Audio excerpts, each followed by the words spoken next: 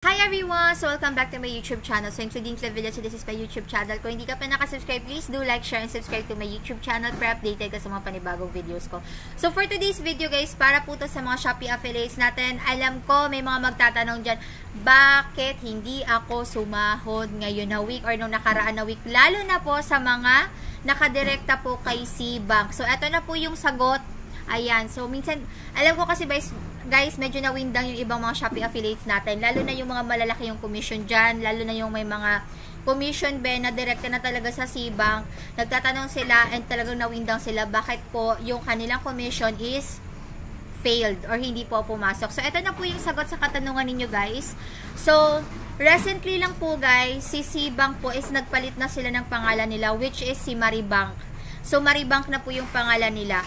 Kaya, magtataka kayong mga affiliates kung bakit hindi pumasok yung earnings ninyo. Nag-switch na po kasi ng pangalan C-Bank papuntang Maribank. Okay? So, nag-official na po talaga sila, nagpalit na. Kaya, i-try ninyo, i-search ninyo sa Play Store ninyo or i-search ninyo sa mga naka-iPhone dyan. I-search ninyo sa App Store ninyo. Yung C-Bank, wala na kayong makikita. Ang makikita nyo na lang po dyan is Maribank. So, sa mga affiliates kasi and sa mga Facebook groups din, nakita ko din kasi may mga nag-post na hindi pumasok yung sahod nila sa Shopee affiliate, which is nag-failed. So, ang pinaka-reason, and may mga iba din nag-contact sa customer service kay Shopee affiliate, ang sabi din po is due to pagpapalit nga ng pangalan ng C-Bank to Maribank. So, ganun, yun yung pinaka-reason po talaga. Okay? So, may mga iba guys na ang nangyari is nakasahod pa rin sila kay Shopee affiliate. So, yung may mga iba na nakasahod pa rin kahit na yung pangalan nila is naka-C-Bank, yung parang nag-C-Bank siya. So, may mga iba na sabi naman nila kailangan daw napalitan yung ano ninyo, parang isi-switch ninyo yung pangalan ninyo or yung parang sasabi natin na 'di ba sa C-Bank parang gano'n. Tapos parang ang magiging primary na ninyo guys is si Maribank. Okay? So, if may mga affiliates tayo dyan, lalo na sa payment and tax information guys, kung pending pa rin kayo, pwede pong palitan ninyo yung mga ano ninyo, nakalagay doon sa primary bank ninyo. Ang ilagay nyo na doon guys is si Maribank para hindi na din kayo mahirapan. Pero if may mga affiliates din tayo dyan, for example, nakasahod kayo and pumasok yung earnings ninyo na nakasibang kayo, then hindi nyo naman siya pinalitan, then good for you. Pero if may mga iba dyan guys na yung earnings nila ay hindi nakapasok kasi C-Bank pa rin yung nakalagay, ayan, ang gagawin nyo guys is i-edit nyo po siya. So, ang gagawin niyo papalitan nyo na po yung ano ninyo. Yung parang, di ba meron kasi yan guys, yung parang pag nag-fill up tayo before. Ako kasi, yung sahod ko guys, pumapasok siya kay Shopee Pay. So, hindi siya diretso kay C-Bank. So, ang nangyayari, commission ko, papasok siya kay Shopee Pay. Kaya yung commission ko guys, hindi siya natenga or hindi siya na-pending. Okay, so ganun siya. So, may mga iba na magtataka sila, ay bakit kaya hindi pumasok? Siguro, yun po talaga yung reason, nagpalit. Pero, ngayon na week or sa mga ilang weeks pa, tingnan nyo siya guys, if halimbawa, hindi naman kayo nagpalit and then pumasok siya, okay na siya, huwag nyo na siyang pakialaman kasi baka naging okay na siya. Pero if, halimbawa, next week or next week, ganyan pa rin siya, hindi pa rin siya pumasok talaga, yun na yung time na talagang palitan nyo na talaga yung ano ninyo, yung sa primary talaga ninyo, gawin nyo na siyang Maribank. Okay, so ano ba yung magtataka kayo? Bakit naman may Maribank? Okay, so para po sa mga Shopee affiliates natin dyan, lalo na sa may mga payment and tax information na pending pa rin po, pwede pa rin yan ayusin. Ayan, at sa mga mag-fill up pa rin po ng payment and tax information sa primary bank po ninyo, ang ilagay nyo na doon is Maribank. So, ang gagawin nyo lang guys, ayan, so sa mga wala pang Maribank, ayan, maglalagay ako ng link dyan sa baba guys. And then, ang gagawin nyo na lang po is i-install na lang siya. So, meron din dyan referral na pwede nyo gamitin guys para madali na lang din na makapasok kayo dito sa Maribank. Okay. So, itong Maribank na to guys, okay na okay siya. Kasi unang-una, kapag magpapasok kayo ng pera dyan, may interest siya. So, hindi siya natutulog. Like 0.01 or depende ata sa nakalagay.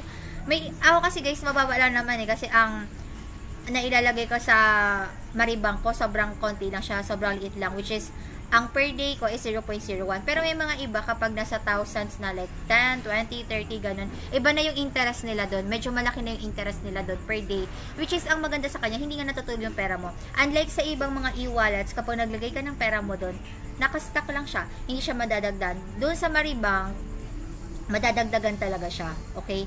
And ang pangalawa na gusto ko sa kanya guys is security talaga. Secured talaga siya, na kung saan may mga ibang e-wallets, di ba? Aminin na natin, marami na tayong mga naririnig na mga e-wallet na kung saan bigla na lang nababawasan yung cash nila. May mga notifications na nabawasan na. Pero basic experience ko sa ibang affiliates pa or sa mga gumagamit guys ng Maribank or dating C-Bank na tinatawag, wala silang na-experience na kahit na biglang may pumapasok na may kukuha sa account nila, ganun. So wala naman, okay na okay siya guys, at secured na secured. Kaya mas pa siya ngayon, mas pinahigpit pa yung security niya talaga ngayon, okay? And then, ang pangatlo na gusto ko sa kanya guys, is madali lang siyang gawin, easy to access lang siya. Kasi, ang gagawin mo, install mo lang siya, kailangan mo lang ng valid ID, then after nyan, may mga iba. Yung iba guys, under my referral, na-approve sila after mag-sign up, 24, yung iba 48 hours, pero mostly naririnig ko, madali silang na-approve using my referral code or referral link. And then, ang pang-apat pa na gusto ko sa kanya guys, eto sinasabi ko to sa inyo, pwede din kayong mag-earn dito kay Maribank, which is dating ang C-Bank, ulit-ulit. So, dito guys, pwede kayong mag-earn dito up to 1,000 per month. Yes guys, kasi dito, kapag naka-refer ka ng 10 tao, ayan, so per refer mo sa tao is 100. So, paano siya nagwo-work? Ayun na. For example, gumawa ako ng account sa C-Bank. Tapos, gusto ko na magkaroon ako ng referral. So, ang ginawa ko, yung referral link ko, ibinigay ko siya sa kapatid ko, sa mama ko, or sa papa ko. And then, ginamit nila yung link ko. And then, nung gumawa na sila ng account nila, nag-deposit sila doon ng 1,000. So, yung 1,000 na yon, doon lang siya for 3 days. Then, after 3 days, doon po makikredit yung 100. So, yung 100, mapupunta siya sa akin, kasi galing sa akin yung referral link.